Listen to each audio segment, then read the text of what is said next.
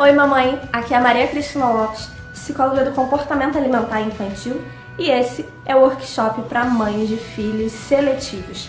Hoje eu vou te explicar, tintim por tintim, de por que afinal o seu filho tem seletividade. Então vamos lá, por que afinal adultos não têm seletividade, só crianças que têm, ou então se o adulto tem, é porque ele tem desde a infância? Bom, existe uma área do nosso cérebro toda dedicada para alimentação. Então tem uma areazinha toda voltada para alimentação, para sabores, texturas diferentes, e ela sempre está ligada a algumas memórias, certo? Geralmente a gente tem memórias muito positivas em relação à alimentação. Um sabor diferente, alguma coisa que dá gosto de comer, que a gente quer comer mais, um suquinho gostoso, enfim. Mas por algum motivo, essa criança seletiva associou a alimentação, ou pelo menos uma parte da alimentação, com questões muito negativas, certo?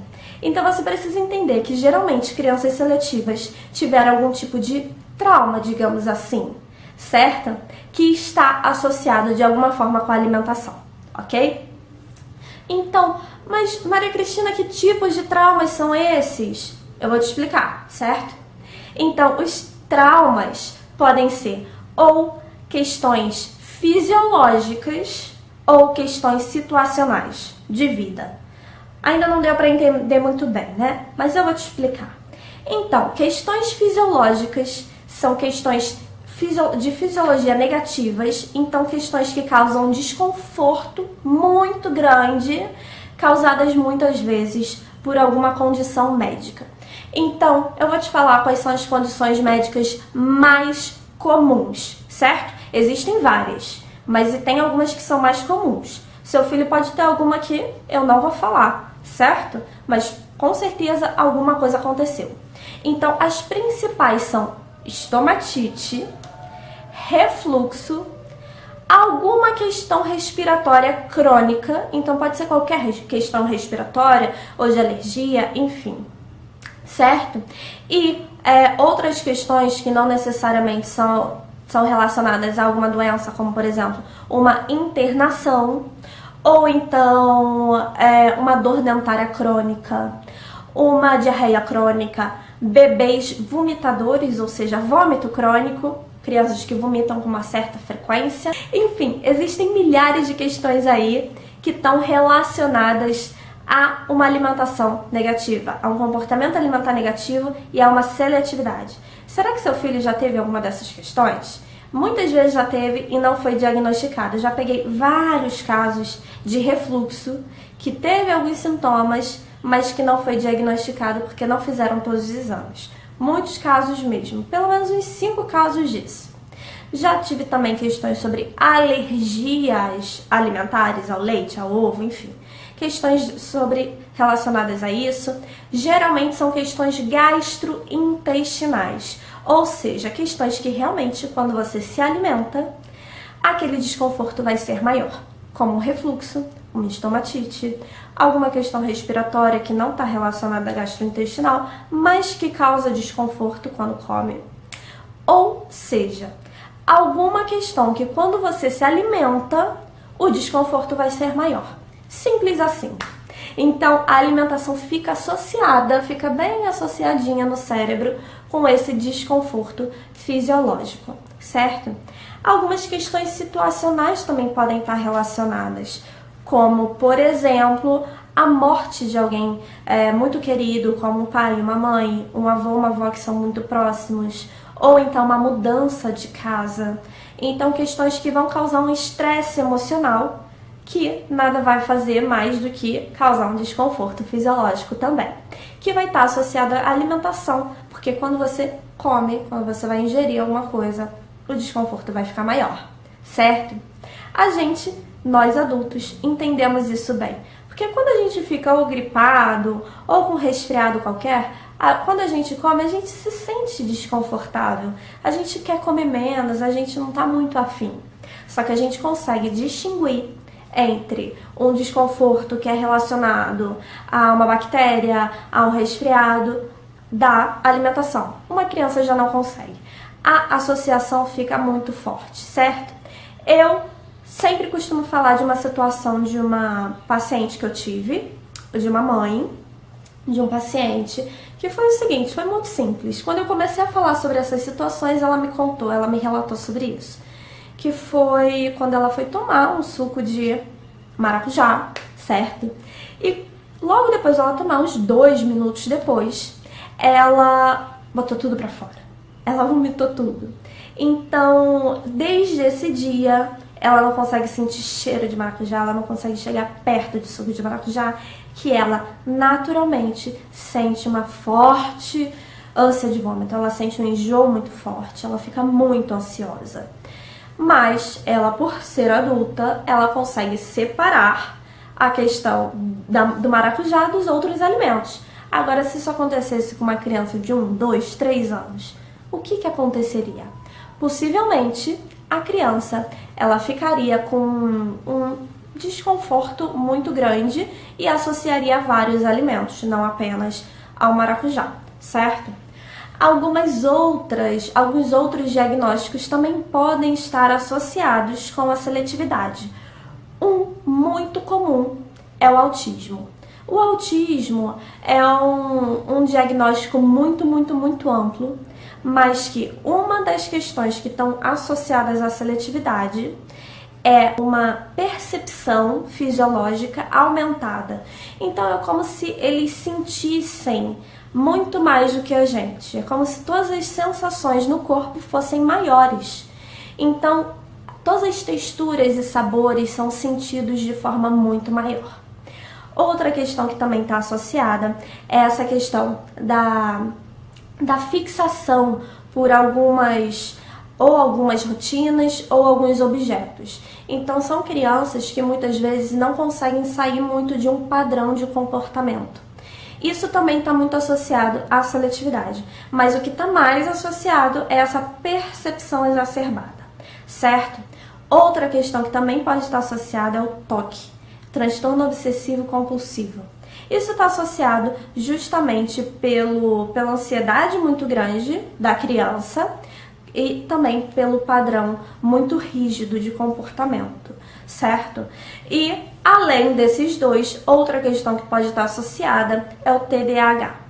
Vai estar associado justamente pela questão da hiperatividade. São crianças muito hiperativas e que não conseguem ficar muito paradas. E a alimentação é parada, não tem como você tá comendo alguma coisa e tá andando por aí. Você precisa ficar sentado ou pelo menos se você tá andando com alguma coisa na mão e comendo. E são crianças que querem estar livres de tudo, andando pra lá e pra cá e não tem jeito. Acabam ficando seletivas, certo? Conforme maior for ou o autismo, ou o TOC, ou o TDAH, maior vai ser a seletividade. Então, quanto maiores forem os sintomas dessas outras questões, maior vai ser a seletividade. Mas não necessariamente esses diagnósticos estão associados, não.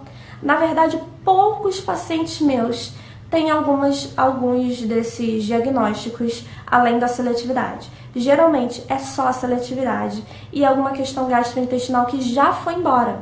Você pode estar se perguntando assim: tá, o meu filho já teve refluxo, já teve estomatite, ou ele realmente teve uma questão respiratória, ou teve alergia ao leite, ou enfim. Mas já foi, já passou. Não importa, já pode ter passado. Mas a questão é que a associação de que comer causa um desconforto já foi feito. É claro que tem como desfazer, mas aquela associação sempre vai estar um pouquinho ali relacionada à alimentação. O seu filho, ele pode deixar de ser seletivo, então ele pode começar a comer novas coisas. Mas a vontade de muitas mães talvez possa nunca ser alcançada. Que muitas mães chegam ao consultório querendo o quê? Querendo que seu filho coma de tudo, coma com gosto, um prato gigante. Não necessariamente o seu filho vai ser assim. Geralmente, crianças seletivas nunca chegam a esse patamar tão distante da seletividade. Mas eles podem sim começar a comer coisas muito normais, começar a comer coisas de outros lugares, comer vários vegetais, comer frutas, enfim. ele pode sim ter uma alimentação saudável e ter um gosto por comer, ter um prazer na comida. Você também pode estar se perguntando, tá, mas por que afinal tudo isso está tão relacionado à seletividade? Por que cada uma dessas coisinhas está relacionada? Eu não entendo. O que tem a ver a respiração, uma questão respiratória com a alimentação? Bom, geralmente o que eu percebo é que, por exemplo, uma questão respiratória está muito associada à alimentação, porque o desconforto fisiológico é constante, é uma questão crônica. E também porque quando você vai ingerir alguma comida, primeiro que o gosto fica muito diluído, digamos assim, fica quase que nenhum gosto, e a criança precisa comer quase que de boca aberta. Talvez seu filho já tenha tido isso, se ele teve alguma questão respiratória. Então é uma criança que pega a colher, bota na boca e fica comendo um pouco assim. Isso causa um desconforto descomunal. Eu sei porque eu já tive questões respiratórias, de alergia, já tive um monte de questões dessas. Então, causa um desconforto sim. E geralmente são crianças que têm uma questão com texturas. Então, de repente, se você der uma vitamina com uma fruta diferente ou com algum legume, ela nem vai sentir. Mas se for uma textura diferente, que ela tem que ficar mastigando, vai ser uma comida que ela não vai querer. Certo? Então, muitas vezes a questão não é o sabor, é a textura, certo? Então, basicamente, tem 4 tipos de rejeição alimentar. Tem o sabor, certo? A textura, visual e cheiro. O visual pode ser relacionado à cor, à aparência do alimento, enfim, pode ser relacionado a várias questões visuais. A textura é realmente a textura daquele alimento, é um alimento mais cortadinho, mais cozido, não é? É mais fibroso, enfim. Geralmente tem crianças que preferem mais alimentos secos ou crianças que preferem mais alimentos molhados, sopinhas, mingaus, papinhas, enfim. E crianças que preferem alimentos mais secos, como torradinhas, não gostam muito de pãozinho, então pãozinho sem manteiga, sem requeijão, sem nada. Enfim, ou o alimento precisa ser separado, ou então o alimento precisa ser sem caldo. Enfim, existem vários tipos de seletividade por aí, certo? E o seu filho com certeza tem o tipo particular dele. E quem precisa entender como é que isso funciona é você ou o profissional que vai estar junto dele. Se você não pode ter um profissional junto, você precisa fazer um esforço de entender quais são os tipos de alimento que ele mais rejeita e o que tem em comum entre esses alimentos. São alimentos que têm uma aparência muito esquisita, são alimentos que são mais molhados, alimentos mais secos, alimentos que são difíceis de mastigar, são alimentos que são difíceis de engolir. O que acontece que ele rejeita esse alimento? Ou então uma criança que é hiperseletiva, rejeita de tudo, não tem jeito. Ela rejeita qualquer alimento, não importa qual. Não come nada, só leite, só mingau, enfim. Então tem vários tipos de crianças com seletividade. Algumas questões também estão mais associadas que outras, como por exemplo a estomatite, porque a estomatite são todos aqueles machucadinhos na boca e é imediato. Quando você coloca o alimento na boca, já causa um desconforto. O refluxo já vem logo depois de se alimentar, então não vem imediatamente. A dor de dente também vem imediatamente assim que o alimento é colocado na boca. A diarreia ou então uma prisão de ventre crônica também são depois, ou então é um desconforto constante, crônico. Geralmente questões crônicas estão mais associadas. Então, eu acho que já deu um pouquinho para você entender por que afinal seu filho tem seletividade. É possível que eu não tenha citado nada que ele já teve, mas é muito possível que ele já tenha tido alguma questão que eu não citei aqui.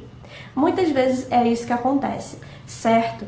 E a questão que eu quero muito falar com você, quero falar diretamente com você, mamãe, é que a culpa não é sua. Eu nunca peguei um paciente em que a culpa por comer fosse do pai ou da mãe, certo? Isso não existe, certo? O que acontece é realmente um desconforto real, fisiológico, que está relacionado à alimentação.